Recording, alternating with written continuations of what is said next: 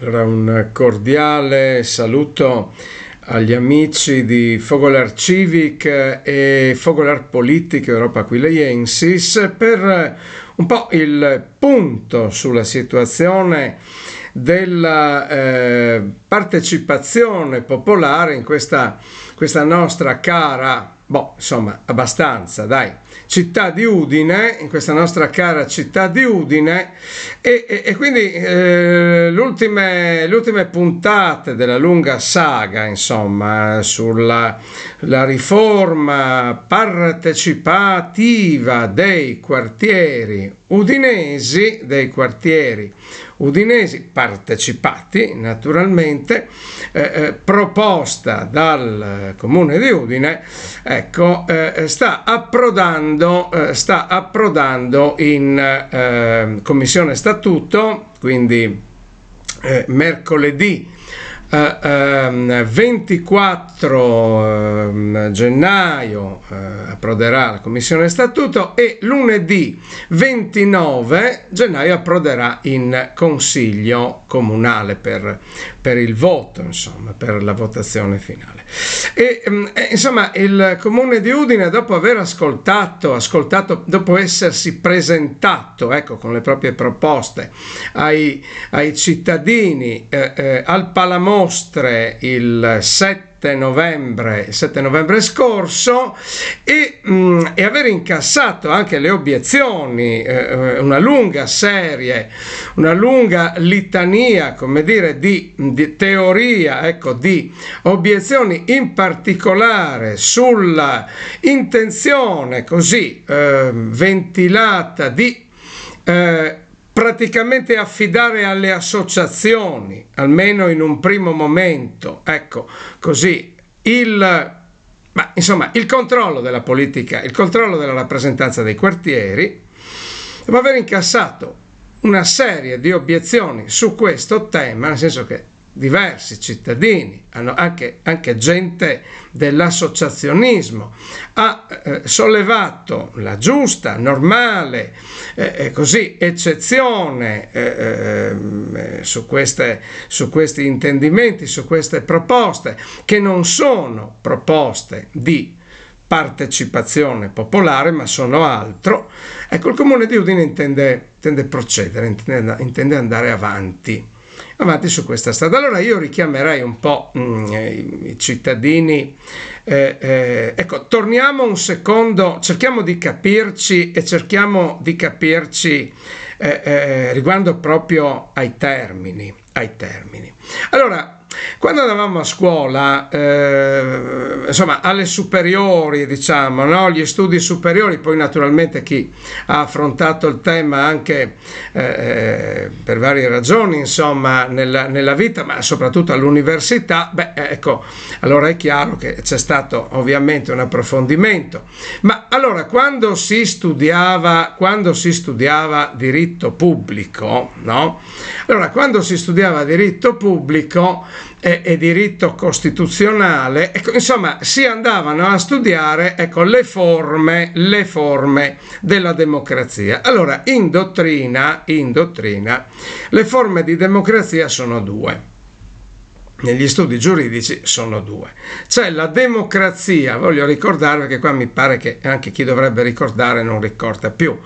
Esiste una democrazia partecipativa e una democrazia rappresentativa. La democrazia rappresentativa è quando i cittadini delegano altri a rappresentarli, ed è il sistema, largamente vigente in tutte le dimensioni nella Repubblica Italiana di oggi.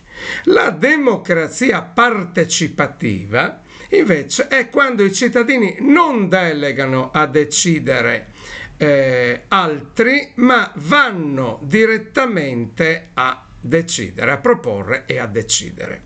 Quindi il sistema in Italia sopravvive calpesto e deriso con i referendum, che però sappiamo sono assolutamente limitati e limitanti di quella che dovrebbe essere la sovranità popolare, ecco, ma questo sistema certamente presente e soprattutto presente nella nostra città di Udine per secoli, il sistema della democrazia diretta, quindi della partecipazione, democrazia partecipativa, incarnato storicamente a Udine dall'Arengo cittadino, l'Arengo comunale, abolito per punizione nel 1513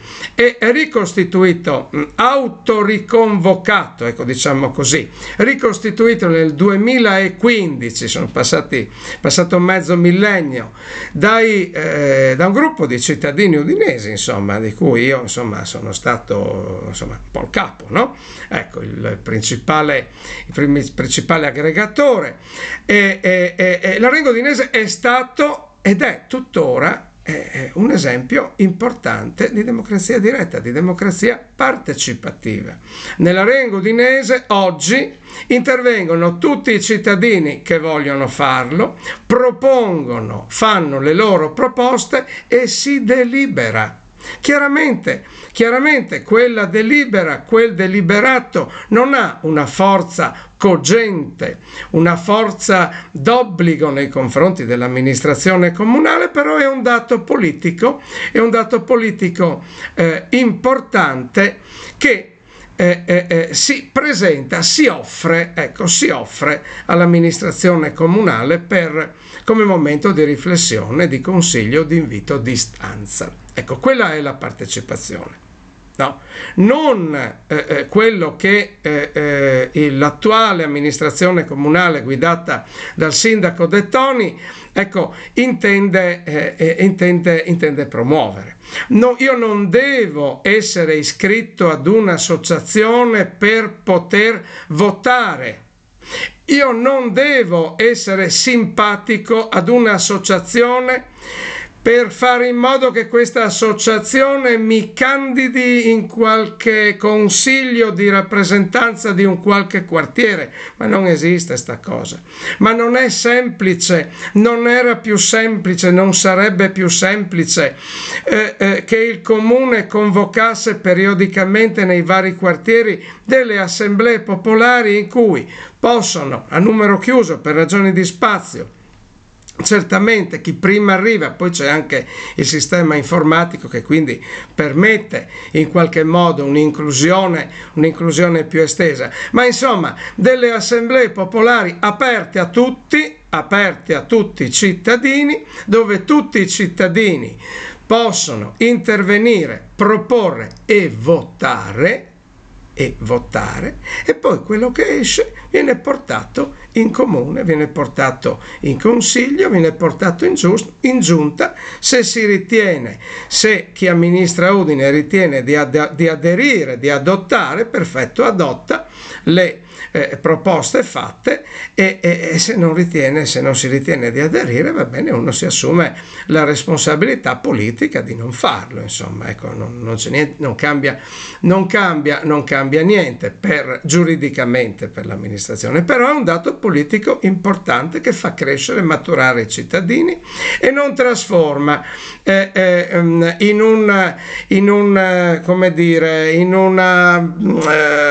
in un luogo di sfogo, ecco, l'assemblea popolare come luogo di sfogo e di rivendicazione contro gli amministratori. No, l'assemblea popolare come luogo, come laboratorio di costruzione di proposte che vengono condivise appunto dalla cittadinanza, condivise o contrastate, insomma, dalla cittadinanza. Laboratorio, palestra di proposte, ma in un ambito di vera democrazia, non di falsa democrazia, come può essere una cosa mediata dalle associazioni la cittadinanza è la cittadinanza, le sue formazioni sociali sono un'altra cosa. Lo dice un promotore di associazionismo, ma prima di essere promotore di associazionismo credo di essere stato finora un promotore di cittadinanza. Prima siamo cittadini e poi siamo aderenti alle nostre associazioni. E il problema però è proprio questo. Le associazioni, gran parte delle associazioni, sappiamo, purtroppo per fortuna per loro, stanno in piedi soltanto perché sono finanziate dalle pubbliche autorità. E non voglio dire, ma insomma ci siamo capiti, questo può anche diventare un guinzaglio, un utile guinzaglio per la politica che potrebbe così tenere a bada le associazioni e magari siamo cattivi o siamo realisti, usarle come come presenza, presidio, utile presidio sul territorio e nella società. Non ci stiamo, a questo non ci stiamo. Cosa abbiamo fatto come Fogolar Civic? Abbiamo presentato al Presidente della Commissione Statuto, che sarà insomma la prima commissione ad essere la commissione rilevante sul tema, ad essere investita di questo argomento prima dell'approdo in Consiglio lunedì prossimo. Abbiamo chiesto al Presidente Salmè di farsi interprete di quella che riteniamo l'istanza del vero civismo, non quello al guinzaglio della politica, di sinistra e di destra, e di chiedere appunto al Presidente Salmè di farsi interprete del vero civismo democratico e partecipativo, che non può permettere e non può lasciare che la tradizione democratica dei quartieri udinesi venga massacrata in questo modo. Ci fu nella storia di Udine chi tentò di e riuscì parzialmente, ma per breve tempo, chi tolse al popolo udinese i diritti partecipativi e affidò i diritti appunto civici di intervento, insomma di amministrazione, alle associazioni. Ci fu un patriarca di Aquileia, Giovanni di Moravia, finì molto male sulla porta del castello di Udine. Non sono più quei tempi, per fortuna da un lato, però non ci sono nemmeno più quegli udinesi così tenaci, così convinti nella difesa dei loro diritti, tali da farsi valere in maniera determinata nei confronti di una politica che sta un po' esagerando, direi soltanto un po', insomma valuteremo insieme. Un mandi a Ducci.